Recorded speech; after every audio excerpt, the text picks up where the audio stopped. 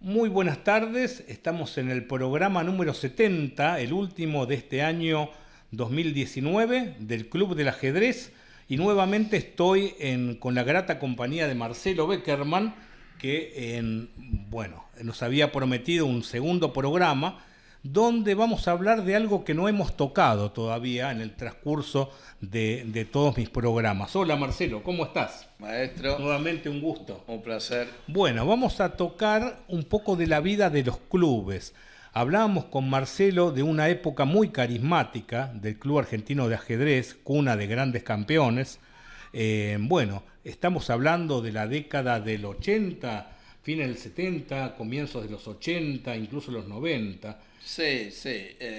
Cabe aclarar, en el otro programa comentamos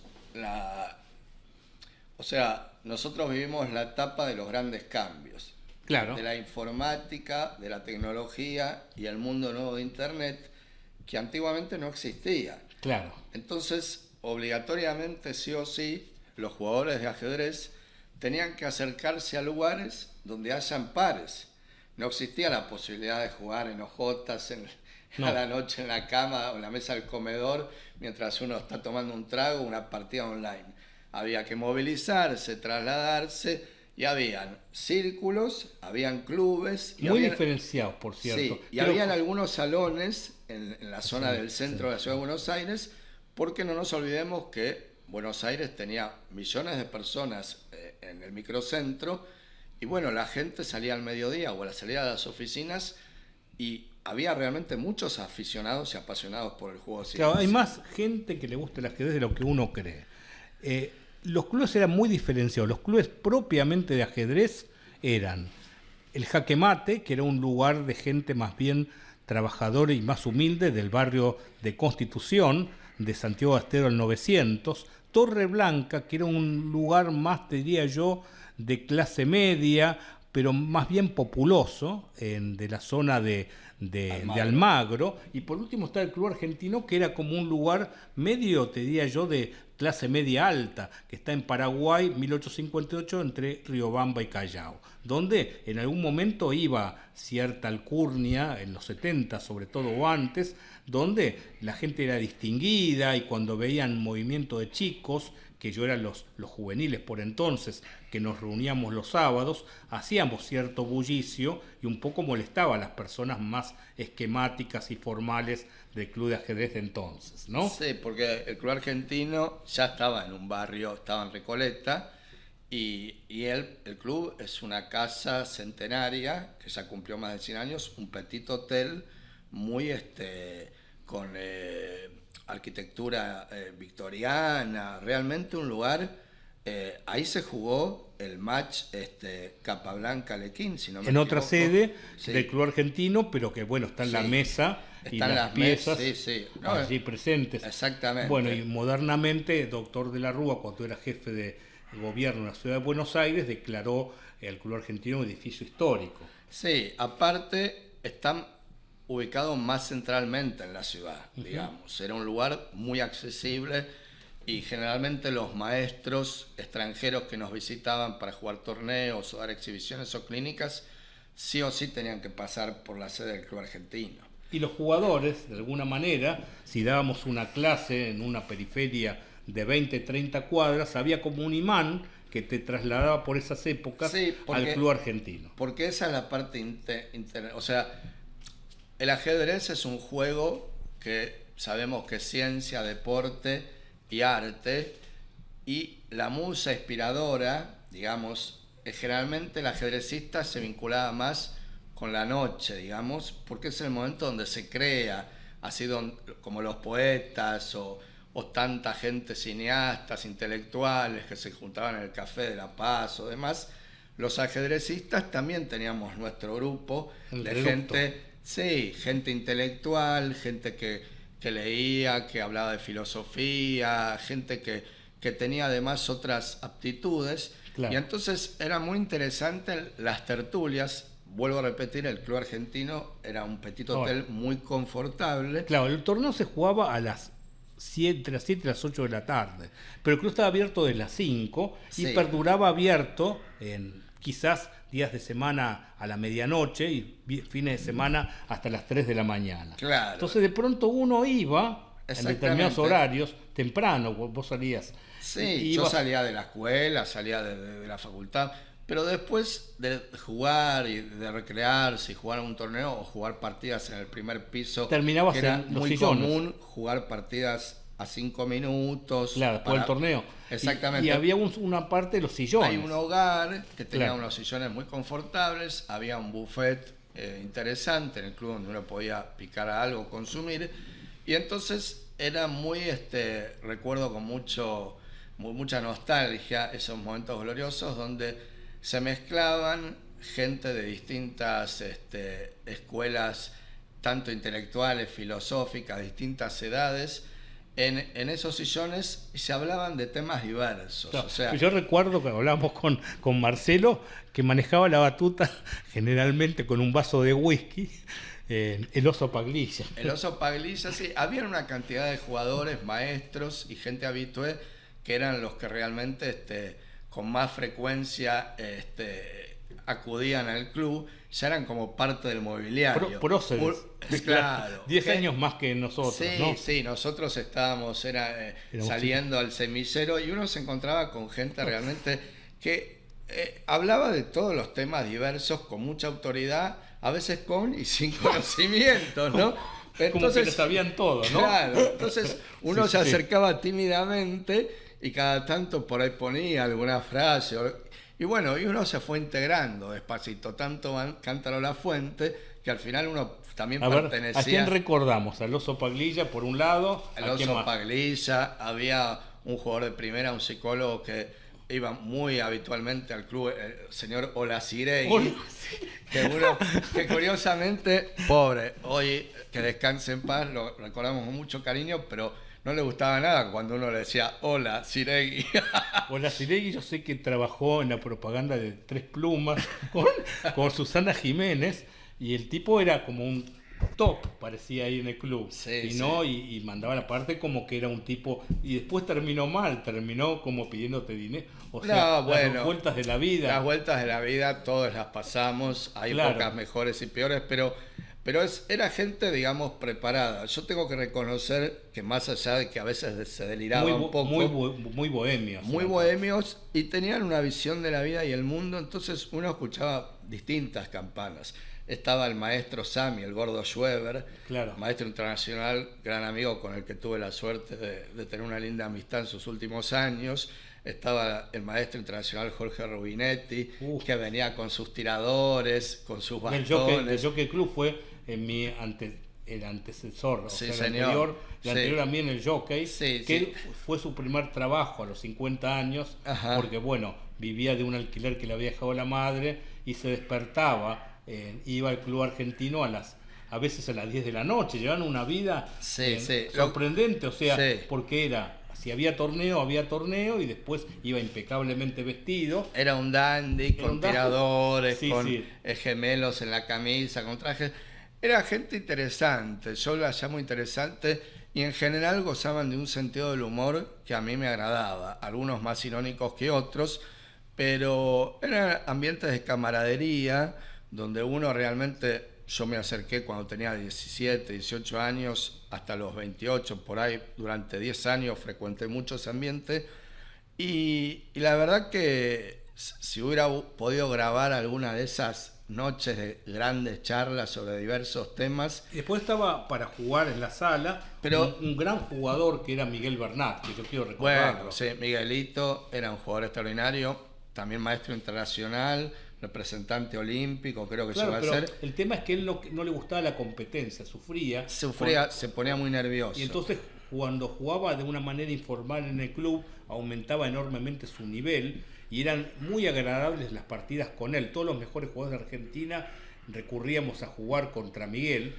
que era muy agradable y ameno porque él también era una biblioteca o sea, conocía todo tipo de posición. Sí, sí. Era muy estudioso, muy talentoso, tenía una gran memoria. Y no creaba un clima competitivo, sino que no había relojeo, no se ganaba por tiempo. Sí. Era todo una... Y de pronto el tipo, jugamos en un silencio y con respeto, pero por ahí tiraba de la nada alguna frase totalmente fuera de contexto. Te decía de pronto, ¿cómo ves como hombre al doctor?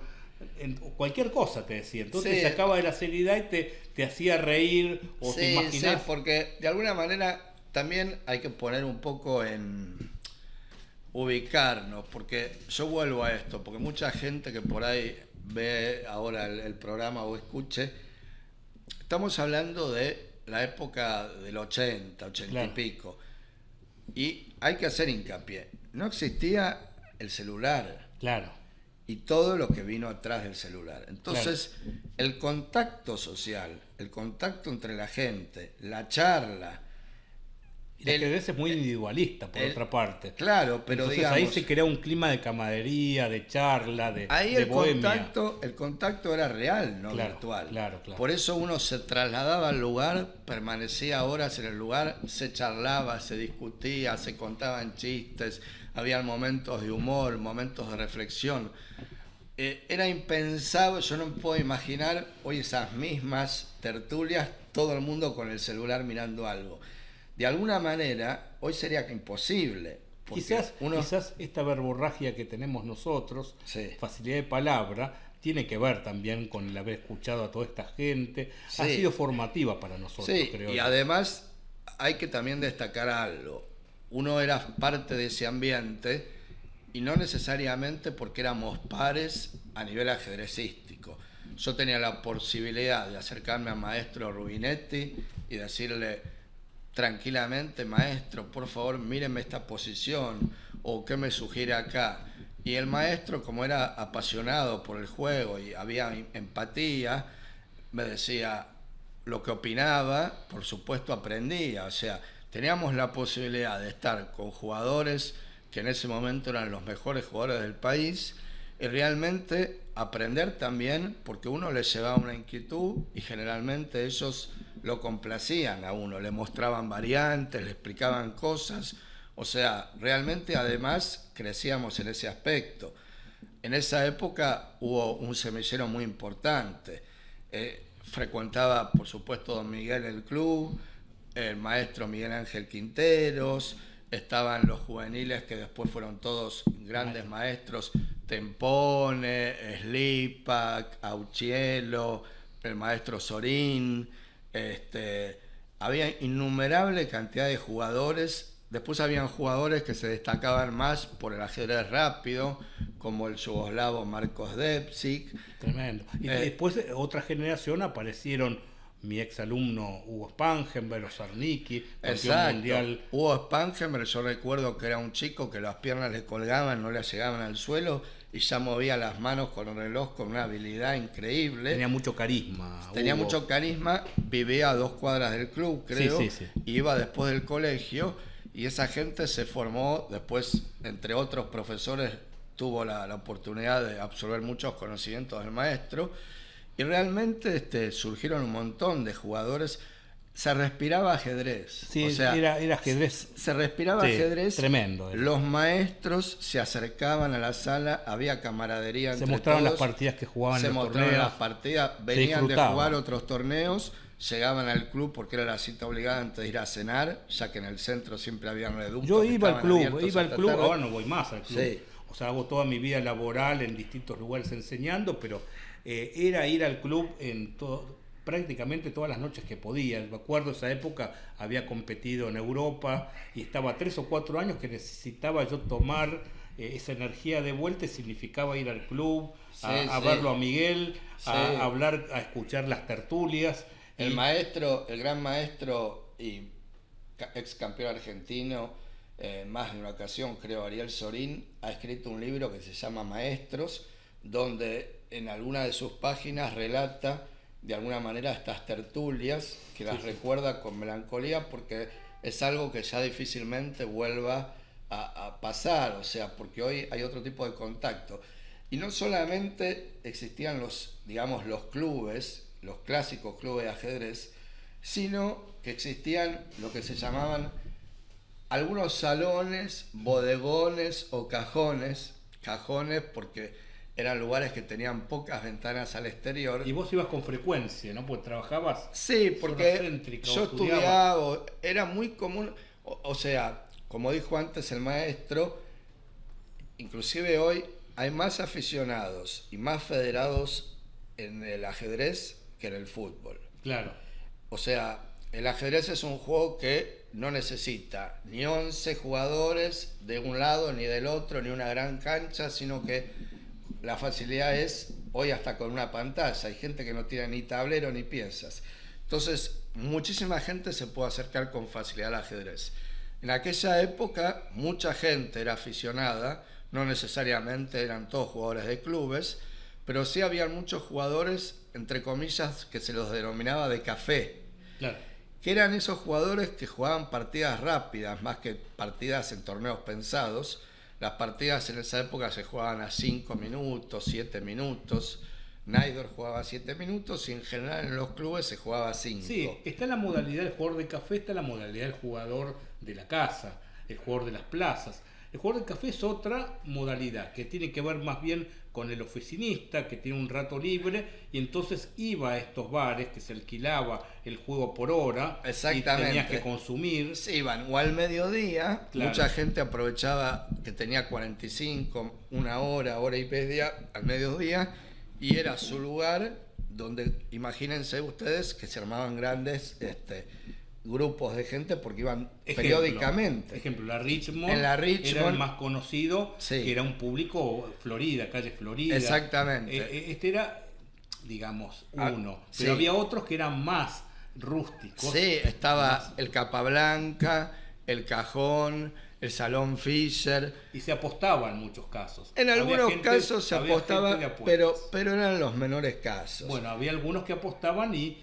había algunos que eran buscavidas del ajedrez, como el Yugolavo de Psic, que no tenía un nivel de torneos de partidas pensadas por entonces, después sí, creo que fue maestro Fide, pero tenía un nivel superlativo habiéndose creado en estos bares, jugando mucho con don Miguel. Sí, porque especialmente hoy tengo una gran amistad con el yugoslavo Marcos Depsic.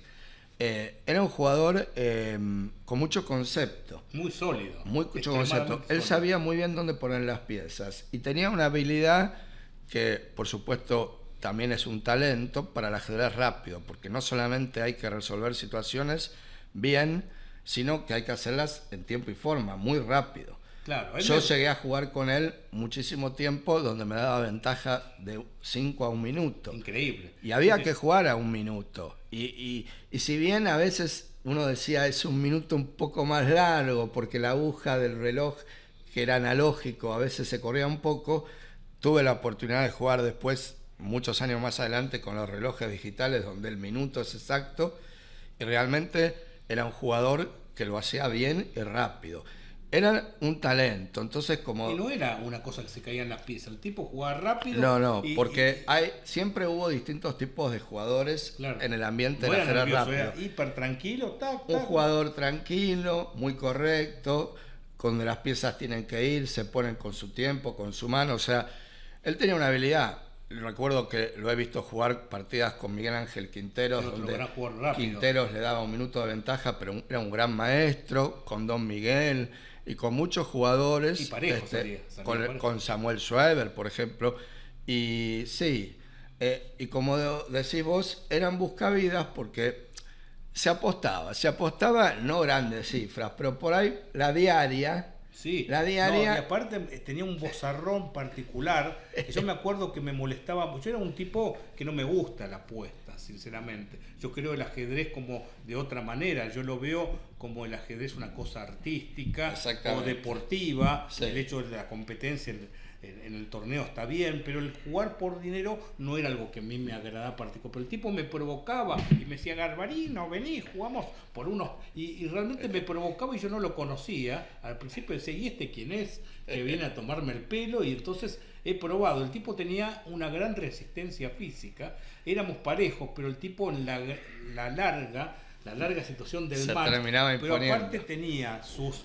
espectadores, Adeptos. cosa que me molestaba, y adeptos, y pegaba unas risotadas al terminar la partida muy sarcásticas, y a Sí, mí me sí. desagradaba profundamente eso, y los reidores que estaban al lado, Sí, era una cosa grotesca. Yo tengo que reconocer que en una etapa de mi vida... Fuiste reidor, ¿no? No, reidor no, pero entre comillas fui el cliente. ¿Por qué? Porque bueno, yo a veces tenía unos pesitos en el bolsillo, vuelvo a repetir, nunca eran sumas importantes, Claro. pero la diaria, aunque sea para un sanguchito, una coca, una porción de pizza, no venía mal si venía de arriba. Y entonces era como que yo desafiaba, yo era un jugador lento, pero me daban una ventaja importante y para mí primero era un privilegio jugar con jugadores que estaban en el nivel top de la Argentina. Claro. Después era un desafío intentar quebrarlos, ganarlos. Pero era como tomar una clase, pero Sí, sí, con esa modalidad. Exactamente.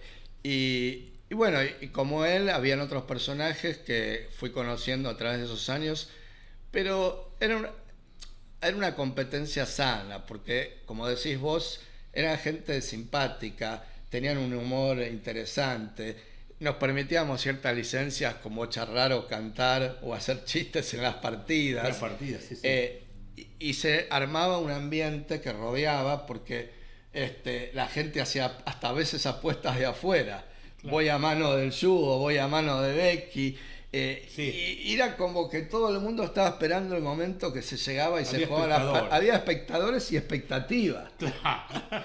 Sí, sí. No, la que me pareció desopilante es el otro personaje, que era Gáñez. Bueno, sí, sí. Frecuentando estos lugares, uno fue conociendo distinta gente y en su momento... Los famosos eran Cosca, que Sí. era proveniente de Quilmes, Sí. que era otro loco, que bailaba Sí. cuando jugaba. Sí, sí. Era una cosa...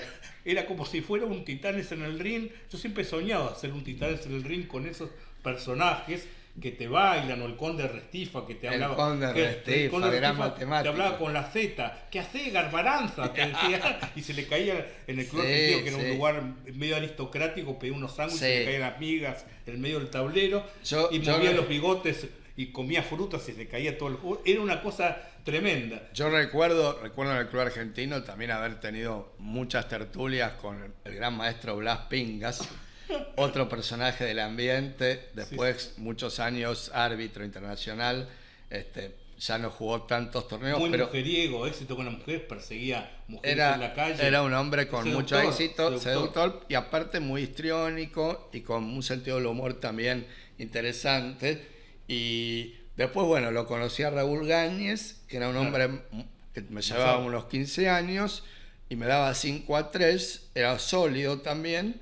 Y obviamente me habían tomado el tiempo, o sea, El yo tipo jugaba era- bien, pero era lento. Entonces finalmente El tipo tenía una profesión, era como que trabajaba en aerolíneas, él había estado 20 años a cargo de, el aeropuerto de... de las aerolíneas argentinas en Colombia, o sea que Claro. era muy caribeño. Y era loco, Y- sí, era medio loco porque se ponía a jugar. ¿Y cuánto duraban esas partidas? Bueno, él era un gran fumador y también tomador, pero tenía bueno, todo. sí, pero No. se ve que genéticamente gozaba de un físico privilegiado, pero a los ajedrecistas, el juego de ajedrez, quizás como para otras personas, otras disciplinas, es una pasión que por momentos no tenemos medida. O sea, recuerdo una vez en el Café 36 Billares, Claro, un bar que- típico de la ciudad. un bar típico de la ciudad, así como Richmond, que tenía billar, pool y ajedrez. No cerraba nunca este No cerraba nunca porque estaba en un lugar en el Sí. centro espectacular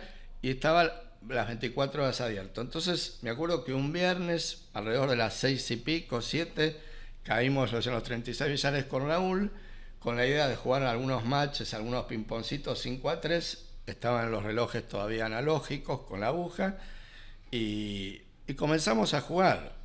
Bueno, nosotros nos enfrascábamos en largas batallas, partida va, partida viene, 10 pesos, 20 pesos, viene para acá, va para allá.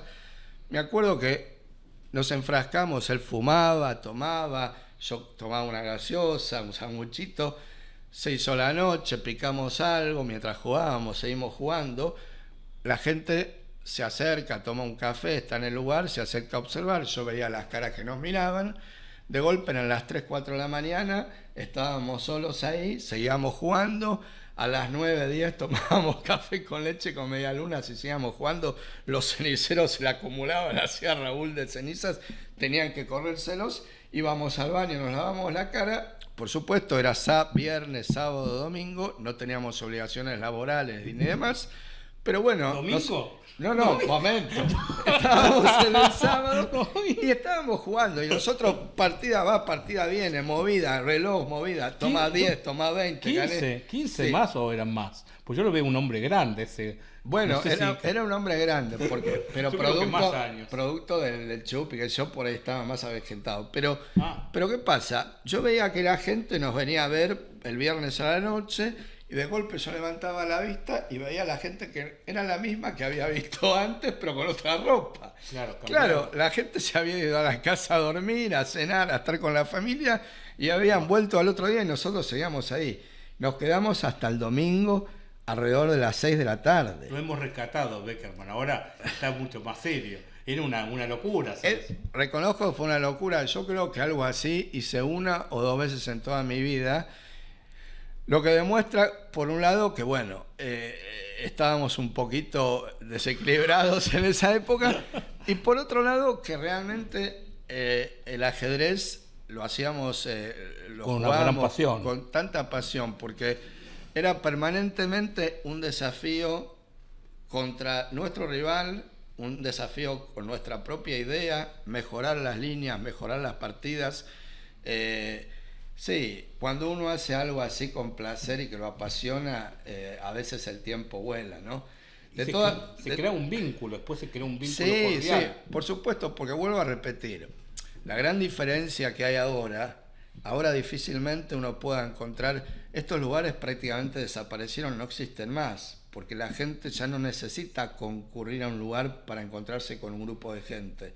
La gente se va a la casa, empieza online por internet a jugar con gente de cualquier parte del mundo, cómodo, se sienta en una sala tranquilo. Antes, todo esto tenía también una cuestión de vínculo social. Claro. O sea, he conocido muchas personas agradables, también he aprendido mucho de ellas, porque en estos lugares había mucha gente interesante y de muchas profesiones. Habían abogados, habían médicos, habían arquitectos. Entonces, estos momentos donde uno compartía el ajedrez también tenían su momento donde uno tomaba algo y charlaba y se comentaba sobre la ciudad, sobre el país, sobre la vida. O sea, este contacto social que hoy mucha gente lamenta que se ha perdido, que tenían estos reductos. O sea, se han hecho amistades muy duraderas a través del tiempo. Yo creo que lo que hemos perdido, digamos, con la tecnología en la informática y la posibilidad del uso de Internet, se ha ganado en la parte técnica, pero se ha perdido mucho en la parte social. Claro. Inclusive yo tengo ahora alumnos que me dicen que cuando toman algunas clases conmigo, ven la importancia de ver la partida en un tablero, no solamente en una pantalla. Y algunos que tienen la posibilidad de jugar a más tiempo, ponen la pantalla y trasladan la posición al tablero. Porque el tablero, que hoy hay de todo tipo, pero que uno generalmente se los imagina de madera, y las piezas pesadas de madera que tienen un encanto, un olor especial, uno las toca y el tacto, o sea, el ajedrez también es algo estético. Claro. De hecho, hay muchos ajedrezes que son piezas artesanales que no se utilizan para jugar, pero se utilizan para decorar un gran living.